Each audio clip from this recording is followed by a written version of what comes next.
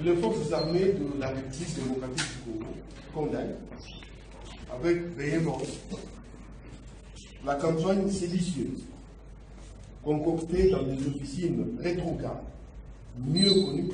mieux identifiées, bientôt détruites, campagne dédiée à la démoralisation des forces armées dans le but d'opposer nos militaires des hommes sautés, débité par des personnes lâches, mues uniquement par la négation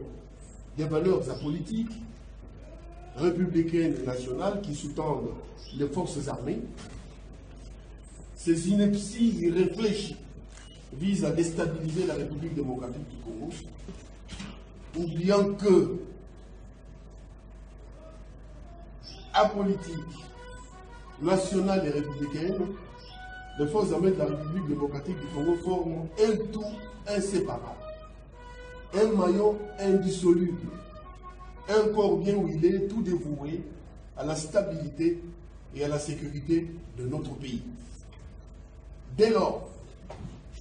il est superfétatoire de croire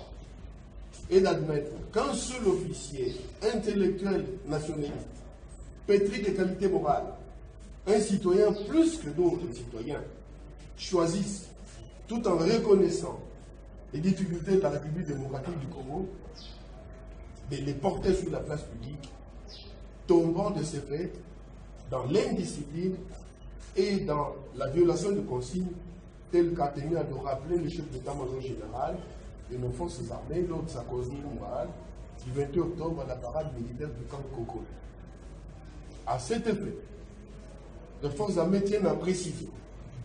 que pour leur fonctionnement harmonieux, elles reçoivent diverses allocations financières, logistiques, techniques et structurelles, adaptées et conséquentes en vue des succès des opérations au travers d'une gestion transparente des ressources et attendent patiemment leur dotation. Enfin, les forces armées de la République démocratique du Congo s'étonnent que la réforme savamment imaginée pour la professionnalisation de notre outil de défense, qui a exigé la construction des nouveaux quartiers généraux de forces armées, devienne un sujet de controverse.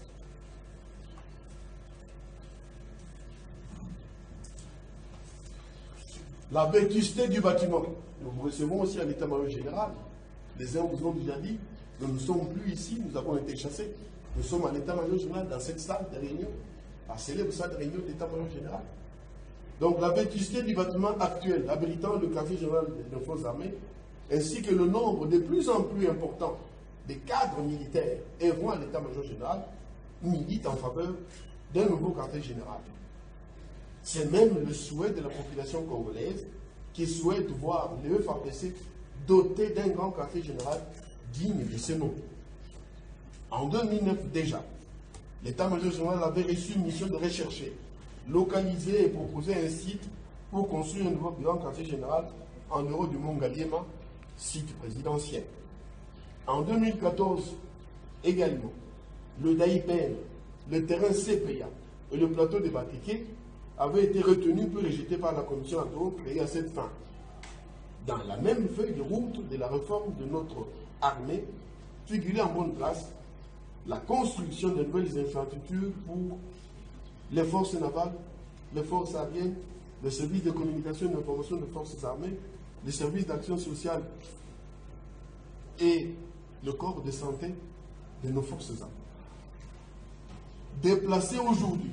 le quartier général de l'état-major général des forces armées découle d'une planification bien ordonnée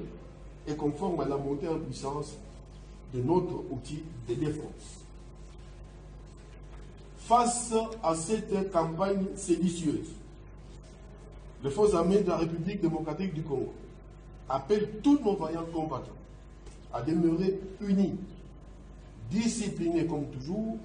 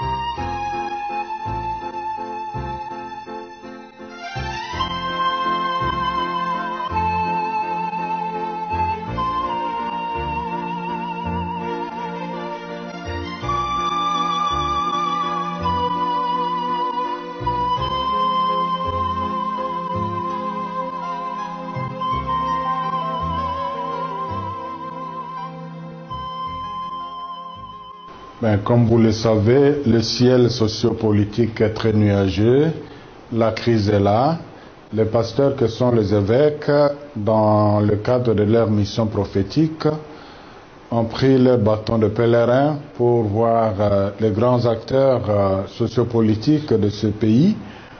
pour les écouter, pour les exhorter, afin d'avancer vers une solution qui pourrait garantir la paix et surtout le bien-être du peuple congolais qui souffre de plus en plus. C'est dans ce cadre-là qu'ils ont pensé venir voir Martin Fayulu pour aussi l'associer à leurs réflexions et pour voir ensemble ce qui peut être fait.